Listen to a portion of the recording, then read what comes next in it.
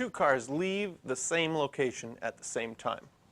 One travels due east at 60 kilometers per hour, and the other due north at 45 kilometers per hour. You can use trig. So we got 60 kilometers an hour due east, and 45 kilometers due north.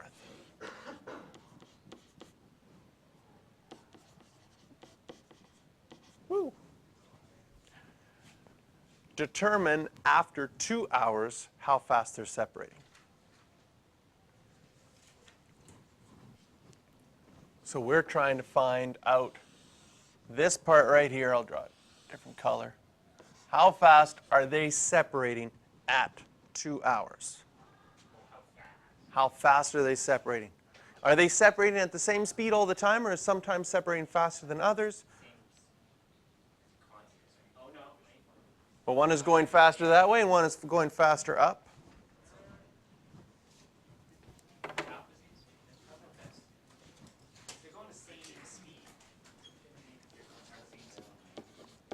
Okay, let's think of this at 2 hours.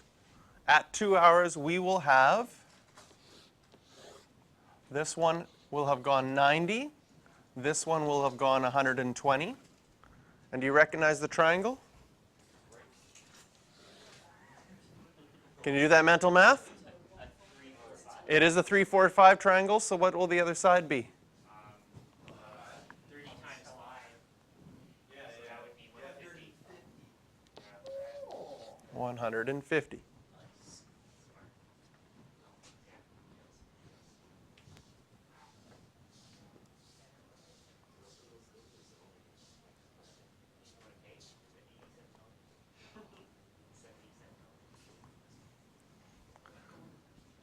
So what variables do you want to use here for sides? Because we have a squared plus b squared equals c squared. We could use a, b, and c. We could use x for this one, y for this one, and z for that one. If we use those as variables, can you see that we know that x is a function of time, y is a function of time, and z is a function of time? We know dx dt. We know dx dt, we're traveling due east at 60 kilometers per hour. We know dy dt, because we're traveling at 45, and we want to find dz dt after 2 hours when we have these values of 90, 120, and 150.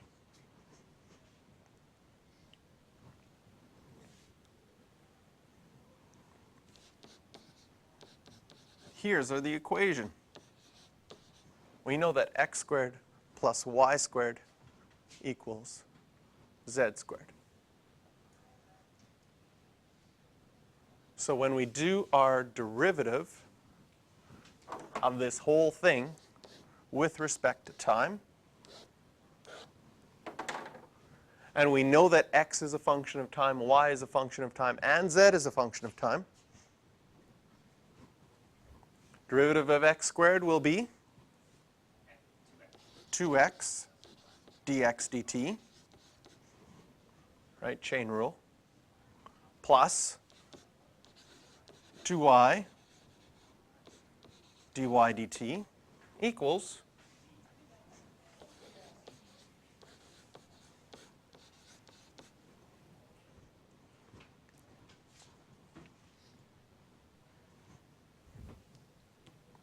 this is what we want to find, right?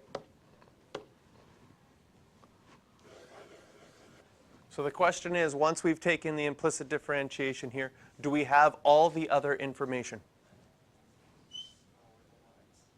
We don't know x? Yes, we do. It's 120. We know y is 90, and we know that they're going to be 150 apart at that time. So even though we never plug in the 2 hours, the number 2, we use the number 2 to find x, y, and z.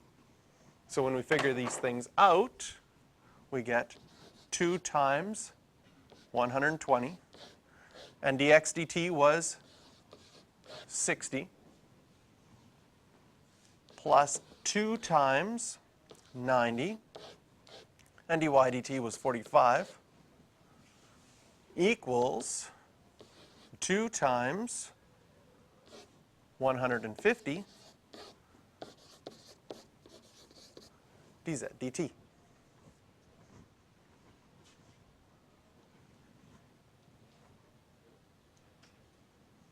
Oh, should we pause it again for another 15 minutes for? Yeah, calculator. This is a big one. Okay, so we'll pause it here for a second. Okay, welcome back from spring break. What did you get for an answer there? 75. 75.